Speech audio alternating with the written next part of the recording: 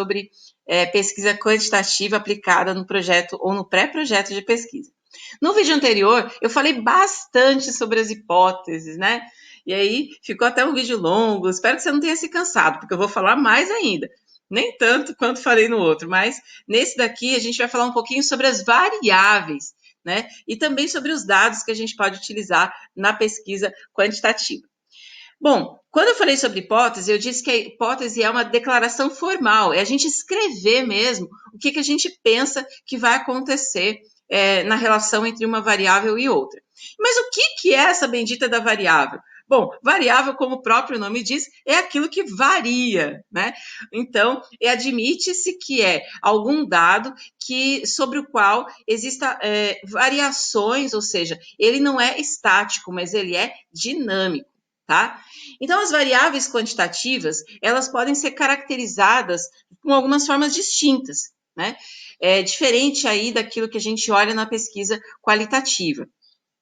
No caso da quantitativa, as variáveis, elas têm alguns papéis que nós precisamos identificar, inclusive no nosso projeto, porque eles é que vão indicar para a gente qual é o método que vai ser utilizado de pesquisa lá na frente, tanto de coleta quanto de análise de dados.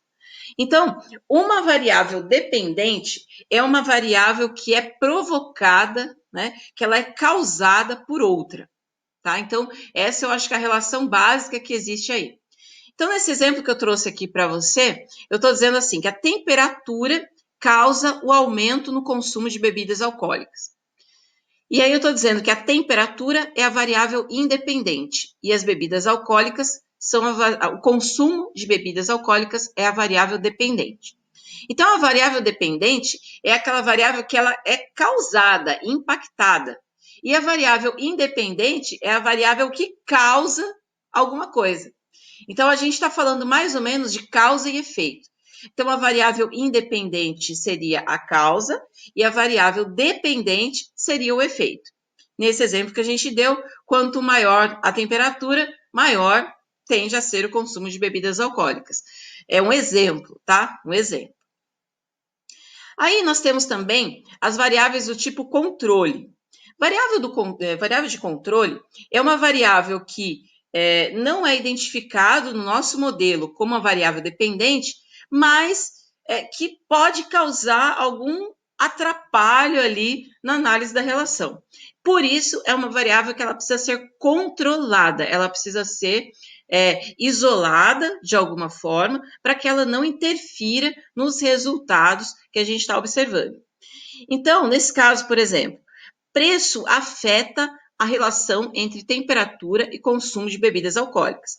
Então, eu estou dizendo que será que o preço das bebidas alcoólicas afeta o consumo das mesmas? Pode ser que afete, sim. Só que a relação principal que nós estamos analisando é a relação entre a temperatura, o clima, né, temperatura, e o consumo de bebidas.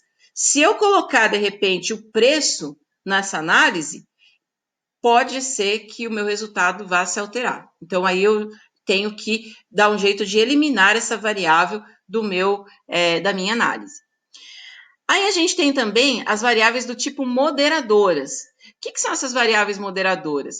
São aquelas que, dentro ali da relação, elas podem causar algum tipo de impacto, mas não são, digamos assim, aquele impacto que a gente precise controlar como as variáveis de controle. Então, nesse caso aqui do exemplo que eu coloquei, o consumo de bebidas alcoólicas é causado pela temperatura, mas também pelo acesso aos estabelecimentos de venda. Então, a moderadora, ela pode, de alguma forma, mexer um pouquinho ali no efeito, mas não com a necessidade de você retirá-la, por exemplo, da análise. Faz até bem se a gente conseguir identificar a variável como moderadora, enriquece o modelo que a gente está analisando. E aí a gente tem as variáveis intervenientes, né, do tipo intervenientes. Olha o exemplo que a gente citou. A temperatura aumenta o prazer no convívio social, provocando aumento no consumo de bebidas alcoólicas.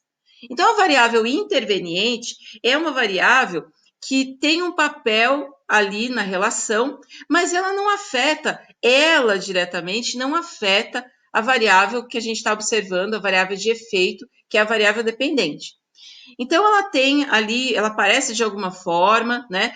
Mas isso aí está muito mais ligado, talvez até a variável independente do que a variável dependente em si, tá? Então, ela está ali, né? Mas ela não exerce influência diretamente sobre a variável dependente, até porque essas variáveis intervenientes muitas vezes não são nem quantificáveis, não são nem passíveis de serem mensuradas, tá certo? Bom, isso dito, já é importante a gente começar a pensar aí como que essas variáveis elas vão se materializando. Porque uma coisa é o que a gente chama de variável latente, que é aquilo que está escrito na teoria, o consumo de bebidas alcoólicas, né? Outra coisa é a variável observada, que é aquilo que a gente está olhando de fato, o número mesmo que a gente está coletando ali. E aí, estes números, eles são traduzidos através dos dados da pesquisa.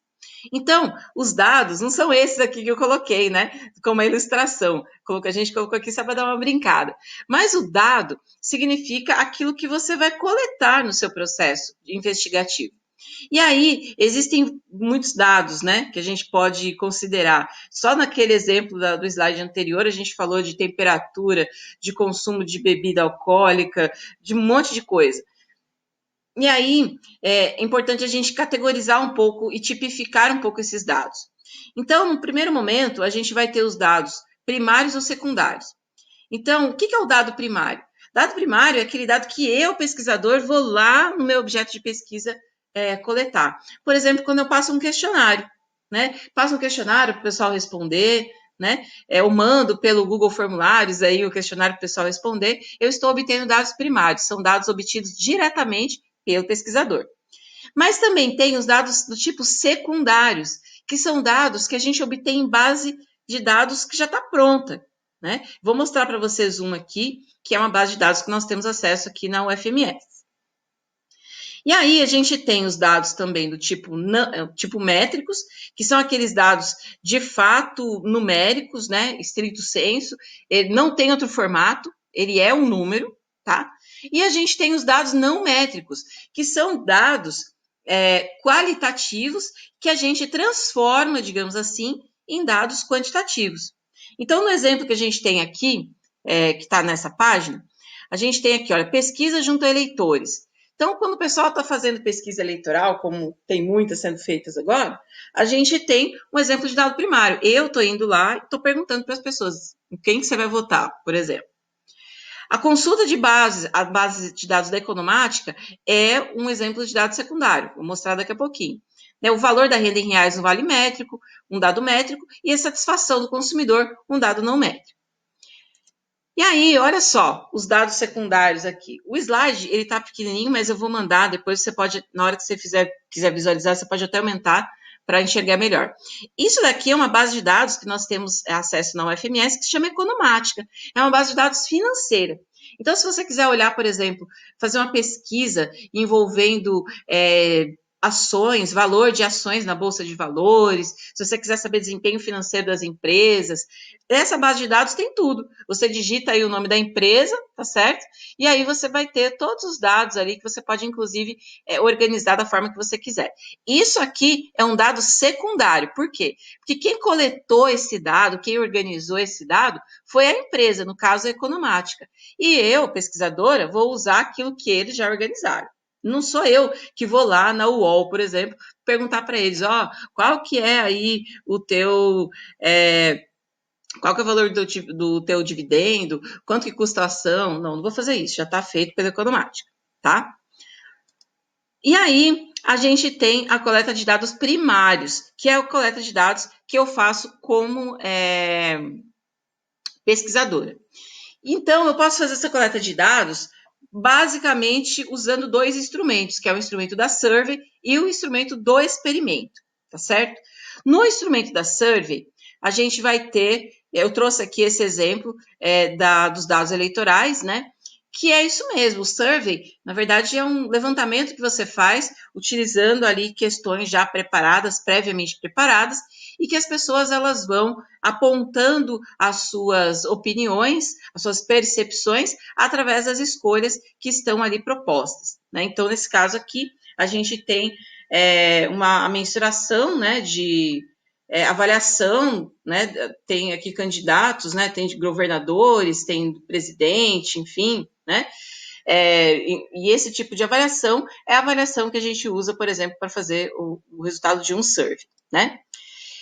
E os experimentos que são as abordagens mais, digamos assim, da ciência hard, né, que é onde se baseia a pesquisa quantitativa, são os instrumentos mais utilizados com maior segurança, digamos assim, científica, né? E aí, nesse exemplo que eu trouxe para vocês aqui, eu coloquei a caixa de ovo com vários ovos vermelhos e um branquinho aqui, mas não tem necessariamente a ver com a cor, né? Mas sim com o caso, né, que a gente traz aqui. O caso que eu estou mostrando aqui é o caso dos ovos da galinha feliz, né? O que são as galinhas felizes? São aquelas galinhas que são criadas no regime de confinamento que não utilizam gaiola, né? São criadas dentro de um galpão, mas de uma forma mais livre, tem temperatura controlada, tem ração, que tem ali todo aquele cuidado na elaboração da ração, no tratamento das galinhas e tal. E aí, de acordo com essa reportagem aqui que eu estou usando para ilustrar, diz que essas galinhas felizes, elas têm 5% a mais de produtividade do que as galinhas criadas em confinamento comum. Então, como é que será que eu sei disso? Né? Por quê? Porque eu testei, né? Eu testei se aquelas condições de confinamento, elas refletiam na produtividade da galinha. Como é que eu testo isso? Através do experimento. Então, eu vou colocar um grupo de galinhas sob uma produção, um confinamento tradicional, o outro grupo de galinhas sobre um confinamento do tipo galinha feliz, e aí eu vou medir a quantidade de ovos produzida por esse grupo de galinhas. E aí eu vou comparar se um grupo está produzindo mais do que o outro. Isso é um experimento, tá? Isso é um experimento. E aí tem vários tipos de experimento. Tem experimento de laboratório, experimento de campo, tudo aí bem, digamos assim, entendido pela literatura e que dá para a gente fazer, inclusive utilizando isso como uma estratégia de pesquisa no curso de administração. Eu vou dar uma paradinha para falar mais um pouquinho daqui a pouco sobre outros pontos do projeto de pesquisa quantitativa. Não me abandone! Assista o próximo vídeo. Tchau!